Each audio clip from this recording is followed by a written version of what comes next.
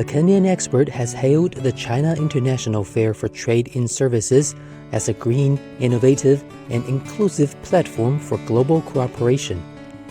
This year's edition of the SIFTIS, one of the world's largest and most comprehensive fairs for trade in services, will be held in Beijing from September 2nd to 6th. The 2023 SIFTIS plans to introduce a carbon neutrality project to achieve zero carbon emissions at this year's event. This is critical at this juncture. Huge events like this create a lot of carbon emissions, and so it is very important that and critical for the world that CIFTIS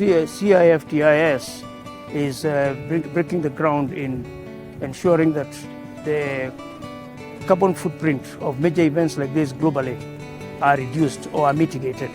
So it's a major movement forward. The expert also said that the SIFTIS offers an important platform for deepening cooperation and boosting trade between countries. It's a critical platform for opening up China to the rest of the world, for deepening cooperation between East and West, and trade between countries. It's also a platform for furthering green transformation in the world.